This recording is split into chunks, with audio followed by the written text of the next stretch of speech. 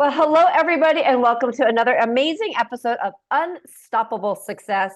And as you know, on this podcast, we hear from amazing people in the world who have had amazing success and are great leaders and have amazing ways that you can learn and have nuggets so that you can go from unstoppable success to truly amazing growth and even more success and keep that momentum going. So let me introduce you to our guest today. It is Dr. Joseph Drolshagen, and I keep wanting to say it the German way because I pronounce it so many times. But let me tell you a little bit about, and as I'm going to call him Dr. J. He has been featured, obviously, on all the great places like Fox, NBC, CBS, and USA, along with being named one of the top business coaches in America for 5 consecutive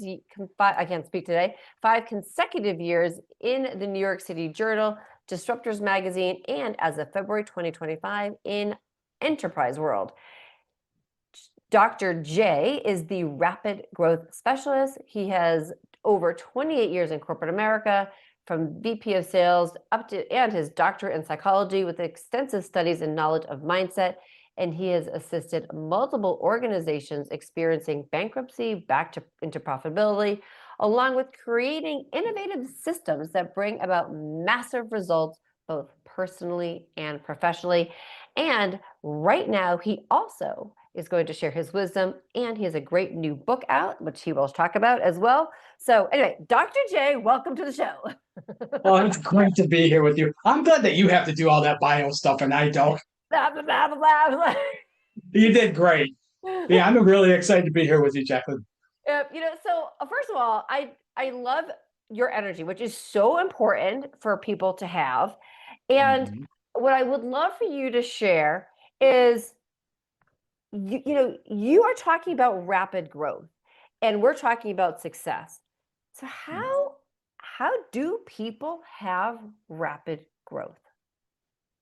Yeah, that's as far as the energy. I don't rarely meet people that top my energy, but you've got that. You've got that going for you.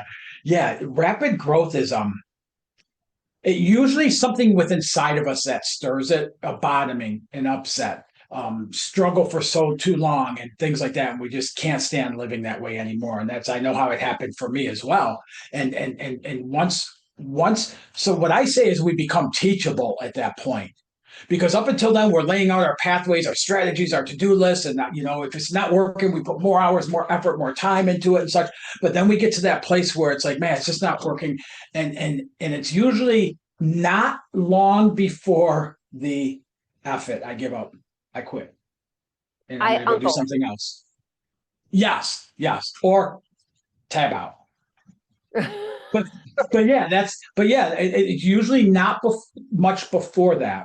And then what happens in that process is, so we're doing everything we can think to do. We're going about the way we think we're supposed to, right? And so we're investing in things that are telling us do A, B, and C to get D, and we do it, and we do it more, and we do it more, and we do it more, but we're not seeing the changes in the results.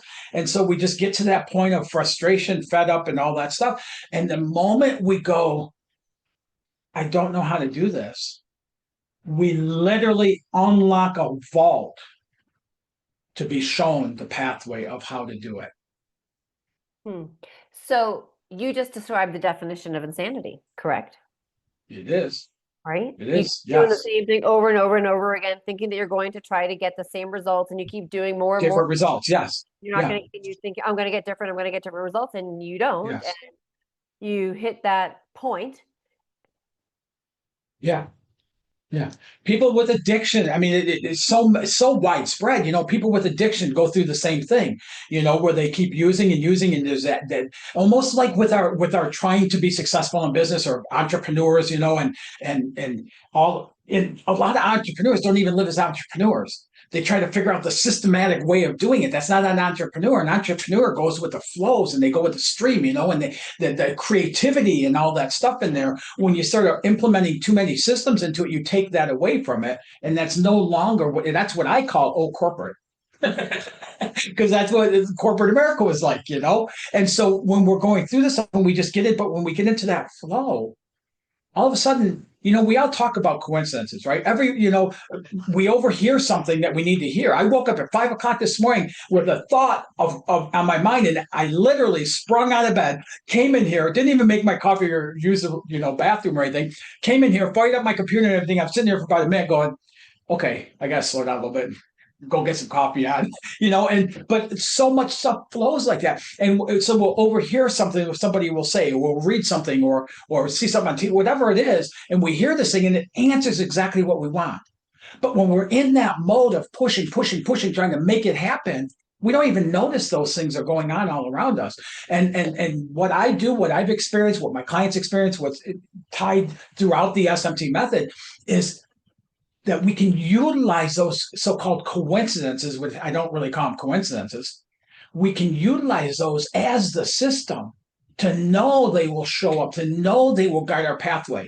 And so we can focus much more on what it is I want to achieve and expanding that. I'm really big into asking for the impossible. So many people are going through this process of life and they're trying to get there, and it's not their own fault, but they're trying to get there. And they end up living on minuscule scraps of what's available to them. And they honestly, when I talk to people, they don't know why. And so when you can help somebody open that up and understand that, now all of a sudden they can start shifting, and all of a sudden they'll start seeing things happening. And as things happen, then we start growing in our mind and the possibilities and all of that, and you see it expand. And ultimately, what I do is I help people take the conscious mind, which is what we're focused on. The words we use, thoughts we entertain, the words, the way we talk about ourselves, who we hang out with, watch, all that stuff. But the knowing of what we want is in our conscious mind. And one of my mentors, late Bob Proctor, taught me this. And then we have the subconscious mind. And all the subconscious mind does is absorbs. But it's really important to understand there's this, what I call a motherboard in our subconscious that hosts all of our programming, our patterns, our paradigms, our experiences, even experiences maybe we didn't have, Jacqueline, but somebody told us about, and it gets embedded into that network.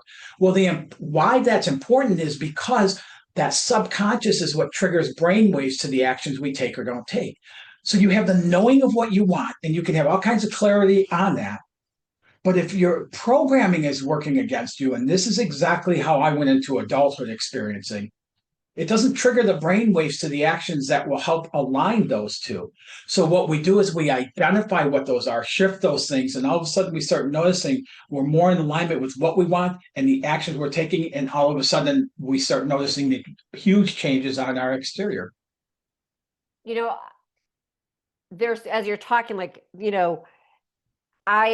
I love what you're talking about, because the mind is so flippin' powerful, right? And we forget that we all have all these lenses that we have developed from our experiences in life. And we have to sometimes learn to shift the color of the lens. Yes. And see what we're seeing so that we could see things differently. And it is truly amazing that when you can go from that point of having everything turned off because you're so almost like busy with whatever the busyness is, and you haven't slowed down. But when you can slow down and you can sort of like almost like smell the roses, it's amazing what comes to you. As you were saying, it's like you can start hearing those things, the creativity comes back. When you can take these lovely instruments and put them away, and you just can sit there and be. Yes, absolutely.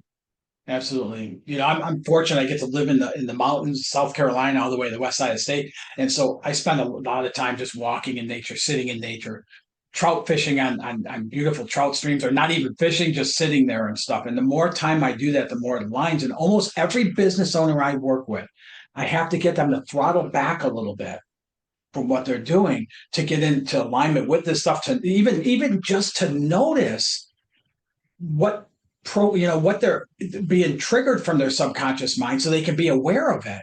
So in doing that, and you said something absolutely beautiful when you talked about that, the color of the lens. I call that perceptions. And if we want to change our results in what we're experiencing in life, we have to shift our perceptions. The only way I know to do it let alone quickly and long term, is we have to identify and shift the programming that's leading to those perceptions that's then leading to our experience. Yep. Okay, so I want to share something, but this is, when I keep thinking about lenses and changing our perception, it's so important. So the movie, oh my God, Treasure, whatever. Indiana Jones? No, Nicolas Cage. I remember the movie, not the name.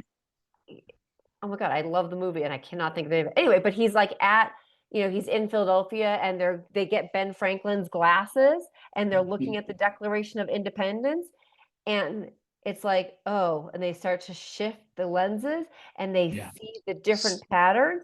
And that's what, like, I love that you can help people see things through different lenses and change that perspective, because it does. All of a sudden, the whole world, opens up. Yes. Changes. It does. Absolutely. It shifts, and an example of that. And our programming is unique to the individual. So that's why I'm not a big advocate of one size fit all programs, do A, B, and C and get to D, because we're all unique individuals. I have 4 siblings. Whenever we've gotten together or get together and talk about like the camping trips and the different vacations we've been on together as a family, there's 5 different stories of that. Mm-hmm. Because we all have our own unique programming, which leads to our own unique, the way we see it and stuff, perceptions of how we see it. It is so true. It is so true. That is so true. Because it's also like, you could say like two people grow up in the same household. How can they be so different? It's you're in the same household, but you're experiencing things differently. And you see things differently because we're processing them differently because we're unique.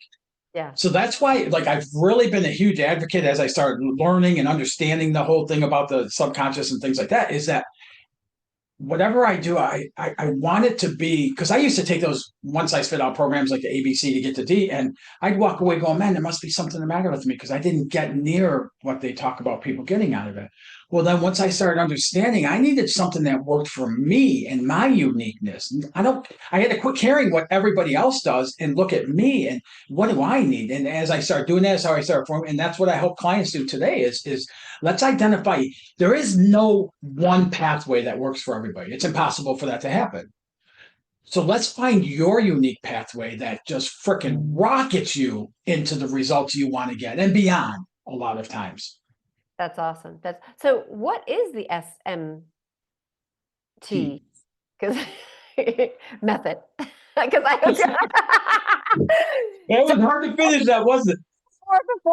Before Dr. J and I were talking before show, and I added a letter in there because if you do any email programming stuff, there's another letter in some of that stuff. So I'm stopping. Well, it was probably really, really wrong of me to just let you hang with that too, wasn't it? But it was fun, Jack. I had a good time there. Thanks for the chuckles. So SMT method stands for subconscious mindset training. And it's all about identifying the programming that's going on under the surface within that subconscious motherboard. And once we identify it now with the SMT method, we have tools to quickly shift that, which then quickly change perceptions and then open up avenues to achieve greater results for the same amount of efforts or less. Oh, okay. So I like that. So for same amount of efforts or less, people like that. So your new book, Reprogramming Your Subconscious Mind, the SMT, I just said it, the SMT method, sorry, SMT method. See? Me too.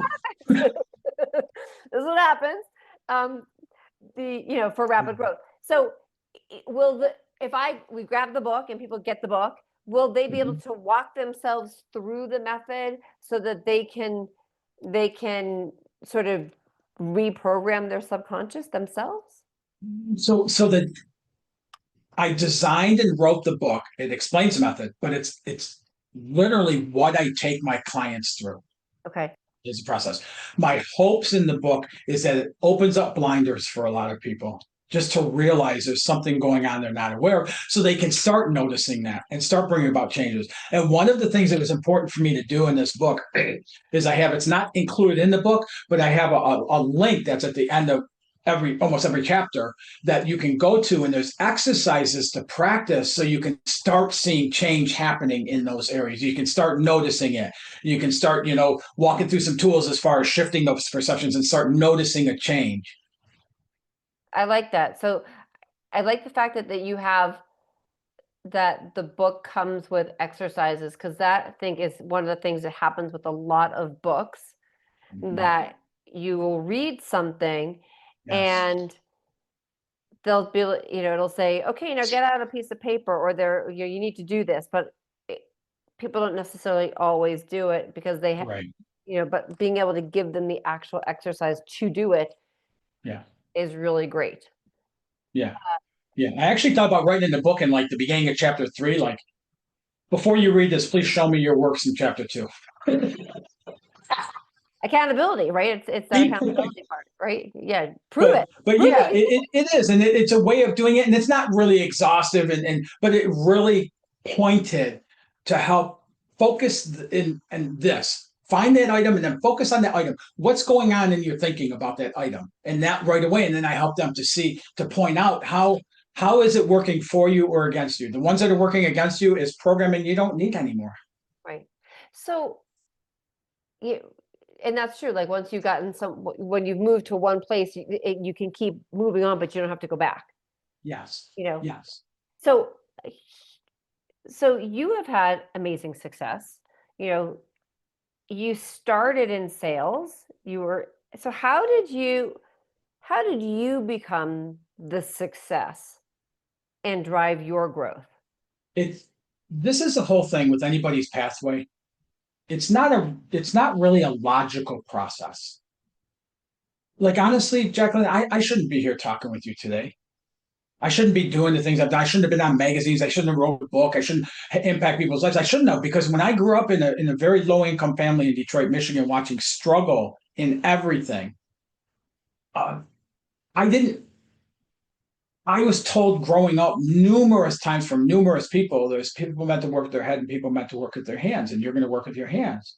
So I never really applied myself in school. As soon as I graduated high school, I went to a factory and got a job cleaning out old mucky oil from machines and things like that and stuff, and I thought that was my lot in life, and I was just going to do that. And when I was 22 years old, I had a gentleman approach me. He was kind of a mentor.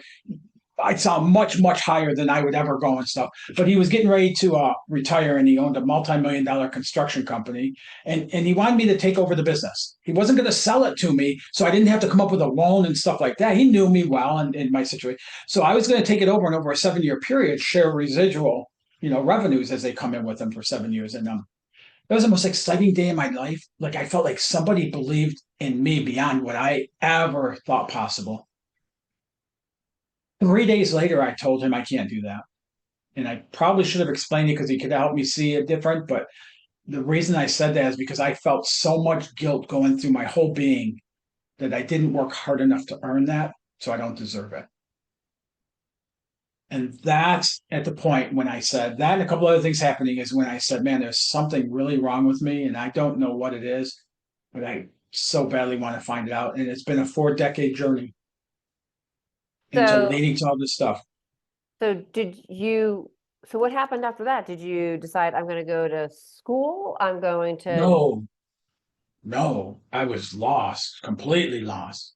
And then I started out getting counseling, trying to figure out what it was. And they didn't hit on that core of things like that and stuff. And I did that for a few years. And then from there I ended up meeting a guy who was a very wealthy person, and he grew up around where I did. Same kind of neighborhood and stuff. And similar to how I did. And he was a multimillionaire in the pharmaceutical industry, a very high level, I won't say his name, a very high level person in Pfizer and places like that and stuff. And we just got to know each other. And he's not somebody I would have picked to hung around with because I thought they were so high above me and such. But we hung out and stuff. And over a matter of about 5 months or 6 months, he saw again he saw something in me.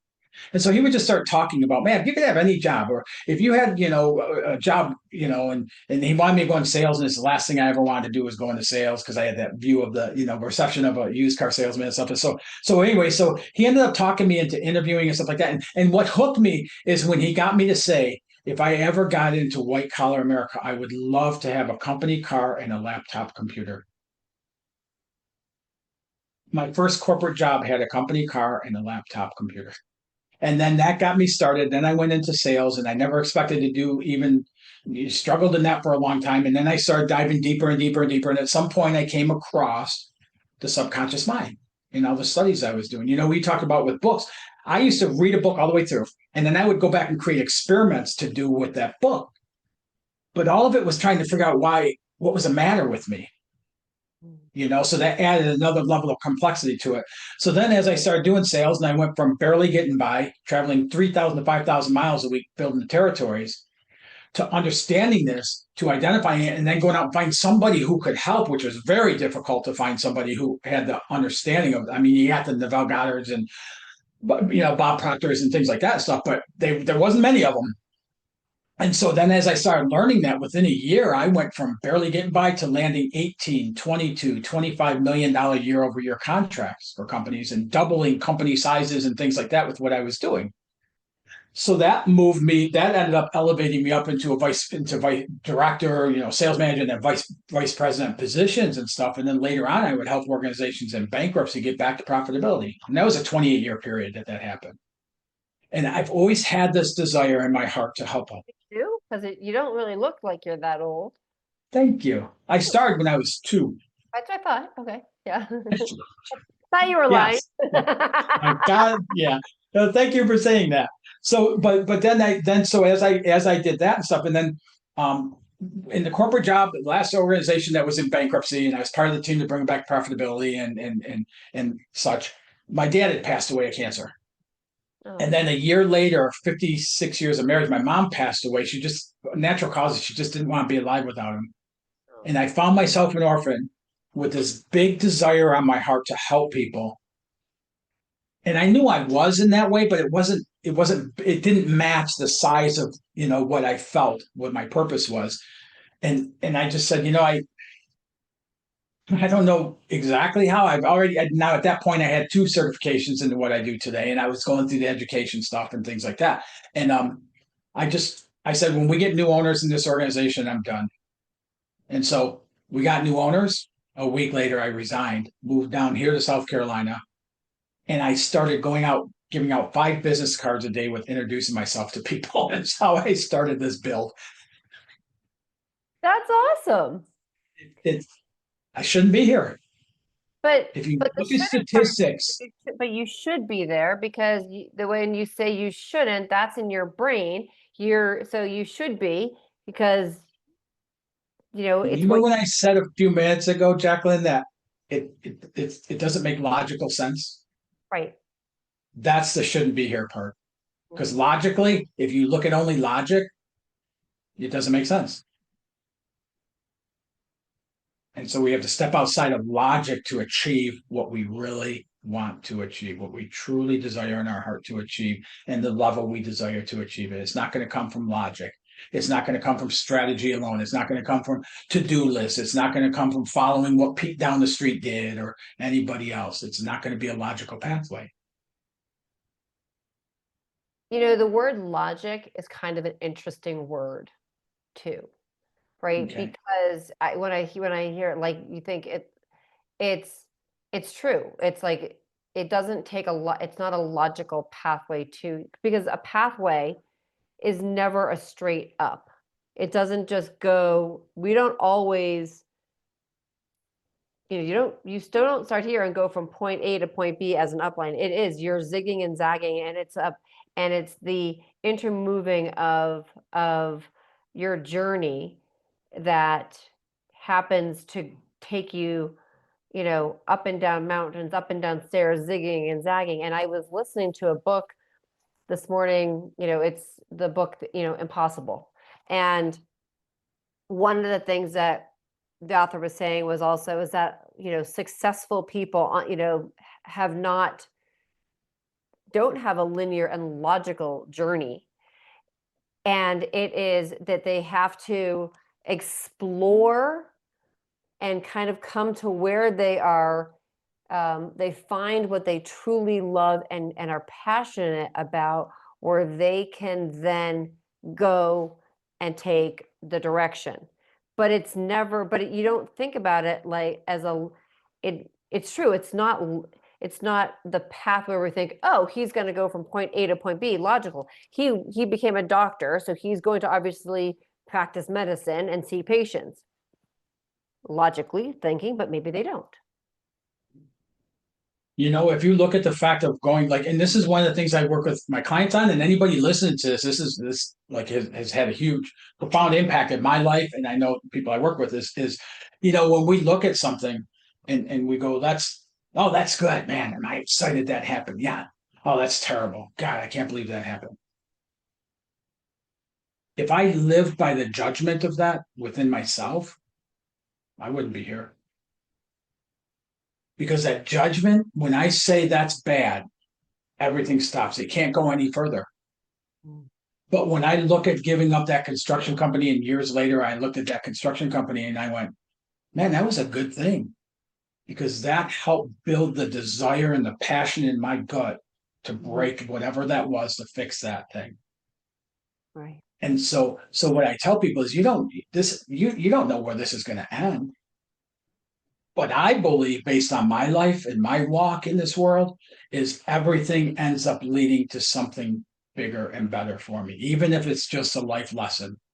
And that's with relationships, finances, what we do business wise, like across the board. When we put that judgment on there, I wrote another book called Life's Lessons. And in there, I state very clearly, before it was popular, is when I took the judgment out of what was happening in my life, like it's not good or bad, right, wrong, fair, unfair, or anything else. And if I take on the belief that life happens for me and not to me, then I could start seeing what the lessons were in that. But as long as I had judgment, I could never get through that. Because if something happened bad to me, that means I'm a victim of something. And if I'm a victim, I got nowhere to go. Right. Yeah. It's and what you just said is and I think this is listeners, I think this is something that is really, really important for you to have unstoppable success. You have to make your life happen. Life doesn't happen to you. And it's really important to be able to know that distinction. You don't want to just exist, but you want to live with purpose. And you want to understand that things, happen. Things are not happening. You can make your life happen. They don't happen to you. I mean, if something happens that you don't like, find the good in it. Find the lesson. Find the learning.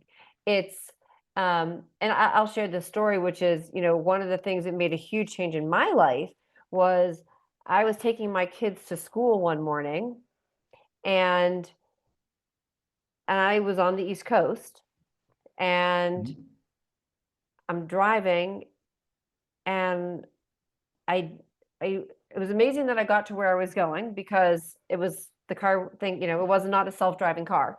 But it almost was that day because I was like, something is not right. Something is missing. Like I literally said to myself, Jacqueline, you have started a point in your life where you are just existing. You're not living. You're not living with purpose. And I remember coming home that day, and it was made a huge shift in my life. I remember coming home that day and writing out, like rewriting my purpose and rewriting out my mission and what do I want, and not just the need, but what do I want in my life? And telling my husband, I'm like, we're gonna move. And he's like, what? I go, I'm done with this. Like, I'm done. Like, we're gonna move, and we're not gonna stay where we are because this is not, we are existing. And life is not about existing. Yeah. God, you just motivated me. Right. Right. Well, but yeah, I'm glad I motivated you. But the point is, like, what you're doing too, like Dr. J, what you're doing is so important to help people because so many of us do go through life existing, and we need to live knowing that even whatever, if you've had baggage, baggage is, you'll see some lenses through there, but guys, go get the book and rewrite the lenses that you're seeing and reprogram your mind, because you have to be able to say, draw the line in the sand, say uncle, whatever, do the taps, and say, today's the day.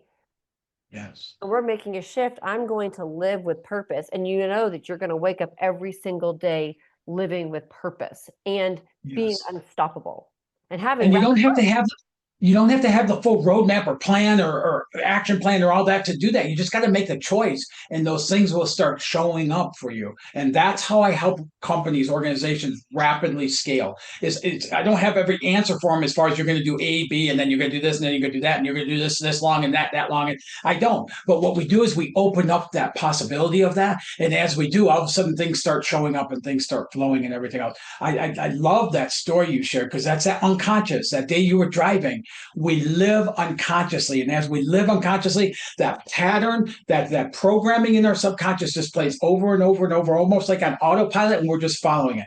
I had a guy one time that said to me, I don't have any patterns, I don't have those things. And I go, really? Okay, here's what I want you to do tomorrow. And I just thought at the top of my head, when you shower tomorrow, I want you to lather 12 times and be done, and then rinse. He called me back the next day and called me an MF, but he used the real words. And he goes, I did it 12 times and I stopped. And he said, I couldn't do it. I had to go back and finish my pattern. And so even in things that small, it helps us to identify we have patterns. And then when I can see one of them, then I become more attuned to, well, what else am I saying? What else am I doing? What other things am I doing without even fully realizing, like driving, realizing and I'm doing it fully conscious of it. And we can start noticing those things. Right. It's so true that you just said it, because I'm thinking when you're talking about the washing of the hair, so many times people are like, I have, you subconsciously do a pattern in the shower because you've been doing it for so long, right? It's like brushing our teeth, same thing. Right. You do it, you just do it. And it's the days that something goes maybe a little awry, where you're like, you don't have the same amount of time, or something happens, or as you said, there's an instance that somebody experiences something. Yeah, breaks that pattern.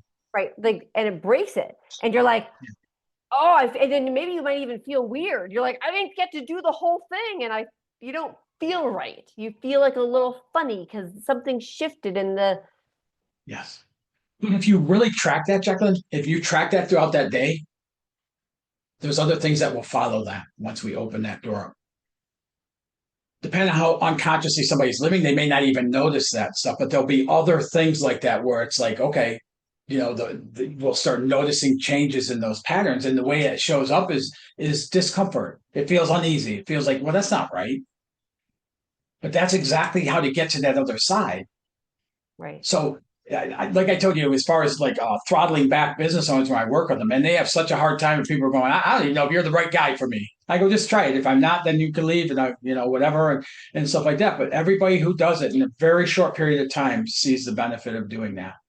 Yeah, and it's fascinating, and I think more listeners, you take the steps to get outside what you do on a day-to-day, and take what you do unconsciously and break the habit and break the pattern, so that you can start being open to new things coming in and flowing.